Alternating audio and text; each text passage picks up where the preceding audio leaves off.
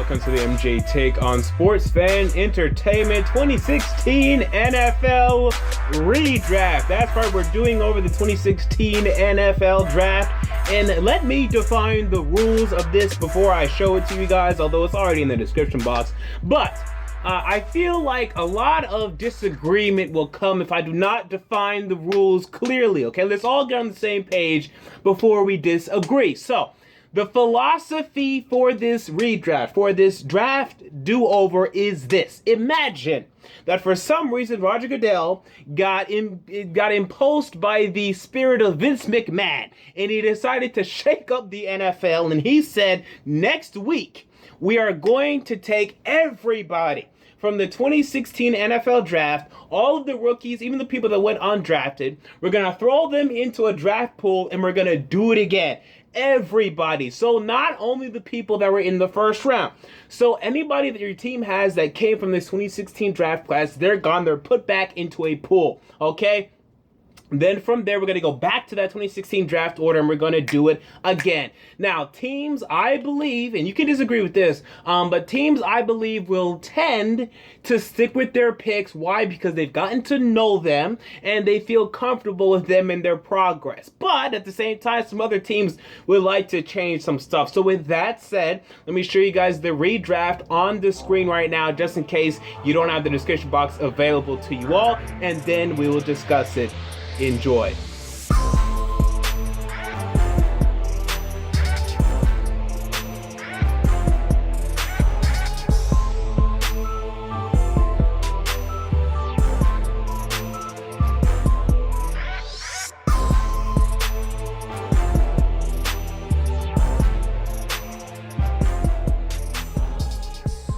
So there you go. That is the 2016 NFL redraft, the draft do-over. Now, number one, Dak Prescott of the Dallas Cowboys. Now, perhaps Carson Wentz will prove to be the better quarterback over time. That's very well possible. But Dak Prescott deserves to go number one. The Rams would definitely take him number one. This is a guy that had a pass rating over 100 for his rookie season. I want to say like 23 touchdowns to 4 interceptions. I don't remember the exact number right now, but a ridiculous touchdown to interception ratio. And we saw against Green Bay, he led his team back in a damn playoff game. He's going number one overall. But to me, the Eagles, the Chargers, the Cowboys, and the Jags, they all love their picks. The Joey Bosa, Carson Wentz, Ezekiel, Elliott, Jalen, Ramsey, they all had good rookie seasons. Wentz wasn't great. He was great early, not great late. But the Eagles, they need a quarterback. They're not going to risk, passing on Wentz. Who's going to be their quarterback? They'd have to take Wentz again.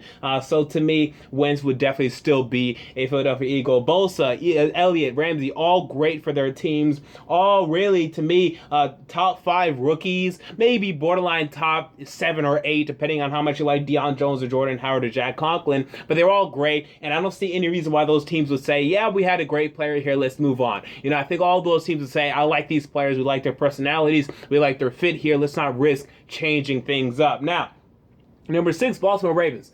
I decided to shake things up, and I really could not have. I could have kept the same philosophy, having the Ravens, sticking with Ronnie Stanley, who had a good rookie season. But I think they would, with Alex Lewis, their offensive tackle, he wouldn't actually be there. What am I talking about? But with, they have some depth in the offensive line. I think they would seek to take Jordan Howard, who this guy ran for over 1,300 yards his rookie season, a fantastic rookie season from running back, and an argument could be made that his season was a little more impressive than Ezekiel Elliott because he was in front of a worse quarterback. He was behind a worse offensive line. So an argument can be made. I won't make it, but an argument can be made. So I think Howard would be taken very high. The Ravens could have took a lot of players to me. They could have took Stanley again. They could have took Jack Conklin to me, Dion Jones to me. But I went with Jordan Howard because I feel like the Ravens, as they talked about in this offseason, they really want a running back. They want to improve at running back. So if we were to do it again, I think they would take a running back. And I think they would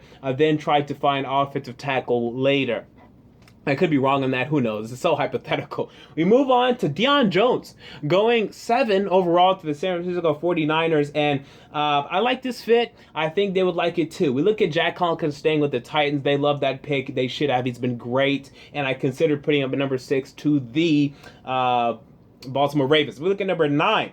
The Chicago Bears. Okay, now Jordan Howard is gone. If Jordan Howard is available, I think the Bears would have preferred to take Jordan Howard over Leonard Floyd if this scenario were to happen, which it never will. So would they take now Leonard Floyd, or would they go with Deforest Buckner? A strong argument could be made for Leonard Floyd, and I almost made it, but the Bears, they actually have a lot of outside linebacker depth. They have Willie Young, they have Pernell McPhee, who was injured most of the season, whatnot, but they still have him. Lamar Houston, who I think they're going to get rid of, but still. I think if we did things again, they might take DeForest Buckner. Because remember, Jonathan Bullard now will be back in this redraft. They'd have a need at 3-4 defensive end. Why not take DeForest Buckner? I think they would. We look at number 10, Michael Thomas to the Saints. I consider putting him higher, even as high as number 6 to the Ravens, but I think he fall maybe a little bit. Maybe some teams would say, yeah, he only had so much production because he was with Drew Brees, but he had a lot of production. I want to say over 1,100 receiving yards in his rookie season. Man, that's fantastic. So I think he would definitely go top 10, at least top 11, because the Bucs would not sit there and watch as he went by. We look at Ronnie Stanley to the Bucs. They need a tackle. They get one. We look at Leonard Floyd to the Saints. Okay, he could play outside linebacker for them, strong side or weak side, or be a down lineman, defensive end lineman. So I think that would be a really good fit for them. The Dolphins stick with Laremy Tunsil. He's been pretty good for them. No reason to move on. To me, they play it safe. 14, Oakland Raiders take Keanu, Neal. They do not take Carl Joseph. They upgrade to Keanu, Neal, who had a better rookie season to me. Wasn't even very close. We look at 15. Tyreek Hill goes a little later than some of you guys probably expected, going 15 to the Cleveland Browns. He had a good rookie season. Okay, but not great. I want to say only like 500 something receiving yards, but he had great special teams, and the Browns could use that. They would no longer have Corey Coleman in this scenario, so I can see them taking Tyreek Hill, but some people would have Tyreek Hill in the top 10. I say, hold on. I think some teams would be a little wary, but they would take him in the first round for sure. Look at Taylor Decker, still going to the Lions. He played well for them. No need to move on because our offensive line is bad enough without him, so they would definitely need him to stay. We look at Yannick Ngakoue, 17, the Atlanta Falcons, and Ngakoue is a little overrated, yes. 8 sacks in rookie season, great. Not much other than that. Not many tackles, only like 22 tackles, but the Falcons have been looking to pair Vic Beasley with somebody, and they would have a player here of which they could do that. Carl Joseph was possible here, but I prefer Yannick Ngakoue. Look at the Colts. They stick with Ryan Kelly. No need to move on. Although Cody White here, to me, was a better center this year. No need to risk it. Let's stick with Ryan Kelly. We look at Buffalo Bills. They take Jalen Smith. That's right. Jalen Smith, who did not play one game, actually gets drafted higher in this redraft. Why? Because now he's going to play this season. Okay, so I think teams would like that, but at the same time, I don't think they like that enough to take him top 10. Okay, so we like that he's going to be healthy, but because we've seen, we know what we're going to get out of Michael Thomas, out of DeForest Buckner, out of Jack Conklin, out of Dion Jones. We don't know yet out of Jalen Smith. We loved him. We loved his film, but he could be gone, right? So I think he'd be drafted higher, but not top 10. I think this is a good slot for him. And the Bills would take this sort of risk to me under Sean McDermott. We look at the Jets. They take cornerback Artie Burns, who had a good rookie season for the Pittsburgh Steelers. We look at 21. The Houston Texans take wide receiver Will Fuller still. And I struggled with this guy or Sterling Shepard. I think they would play it safe. I think Bill O'Brien would play it safe. I think Rick Smith would play it safe and not switch out for Sterling Shepard. I could be wrong on that. Who knows? But I think they'd play it safe. Although Shepard, to me, had a better rookie season. Less drops, more yards, more touchdowns. We look at, but better quarterback play. Okay, that's a good argument. We look at the Redskins. Chris Jones, the defensive tackle of the Kansas City Chiefs. 23, Minnesota Vikings take Cody White here, the center for the Bears. He can play center, he can play guard, doesn't really matter. We look at the Cincinnati Bengals. They take wide receiver Sterling Shepard. Again, they would not have Tyler Boyd or Cody Core in this scenario. They need to upgrade the wide receiver position. Again, they do so here with Sterling Shepard. 25, Pittsburgh Steelers take Carl Joseph. So he falls all the way down to 25. This is not indicative of me saying that he had a terrible rookie season. I don't think he did at all. But I think that every single player I listed before him outside of Jalen Smith, who did not play, and Yannick Ngakoue, who was a stat filler, I don't think he played better than any of those guys. I mean, I think all of those guys played better than him his rookie season. This is where he deserves to go. to me. We look at Joe Thuney, the offensive guard of the Patriots, going to the Denver Broncos. Broncos pick I struggled with. I really wasn't sure for them who they would pick here in this sort of weird scenario.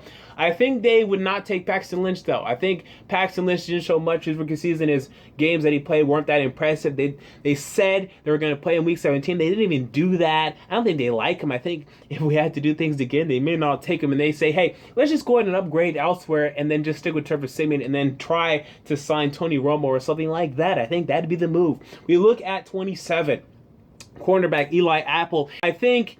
okay, drafted 10th overall, and he's only the 3rd or 4th corner for the Giants. He was okay, but if you asked him to play the role Vernon Hargreaves had to play, asked him to play the role James Bradberry had to play as number 1 cornerbacks, man, he would have struggled, man. I saw a lot of signs of that, so I think he falls. I think teams would recognize that. I think he would fall all the way down to 27 to the Green Bay Packers. That hasn't been a great pick for the New York Giants. It hasn't been a bad pick, but it hasn't been a great pick. Some people think it's been good. I don't think it's been that good. We look at 28. San Francisco 49ers take Noah Spence, the defensive end for the Tampa Bay Buccaneers. They would need a pass rusher, and they would get one here. And now their defense would look quite good with Noah Spence and Dion Jones. We look at Arizona Cardinals. They take linebacker Jatavis Brown. Not many people know of Jatavis, but trust me, he is good. Blake Martinez was also possible to me here, as well as a cornerback in James Bradberry or Vernon Hargreaves, but I went with Jatavis Brown. We look at 30. The Carolina Panthers take cornerback James Bradberry. They stick with him. They draft him 1 round earlier because he played really well as the season went along. No need to move on. They want him. They get him back. And we look at the 31 overall pick. We have the Seattle Seahawks. They take defensive tackle Malik Collins out of the Dallas Cowboys now, formerly out of Nebraska. He played well. To me, he played better than Sheldon Rankins. And the Seahawks, they need either a guard or a tackle or a defensive tackle to me. And I think defensive tackle would be the move here because the guards, after Joe Thuney is gone, after Cody Whitehair is gone, they're not great. So I think they would seek to upgrade their defensive front with Malik Collins because in this scenario, Jalen Reed or Kalen Reed, what's his name? Whatever. Jaron Reed of the formerly of the Alabama Crimson Tide. He would not be a part of their team anymore under this scenario. So I think the Seahawks would seek to upgrade the middle of their defensive line. So there you go. That's the 2016 NFL mock redraft. Again, I understand. This is after the 2016 season. This is only after 1 year. We really can't say much, but I'm telling you, if Roger Goodell came out and did this, teams are changing stuff, okay? Even though they would say, it's only the rookie season, we can't judge it that much, teams will change stuff. And I think this was fun. I think it was fun to make. You're going to disagree with a lot, and that's fine. Because the thing is about this, like, for example, Vernon Hargreaves III did not go in my first round. Look, guys, I think every single player on here has been better than Vernon Hargreaves III.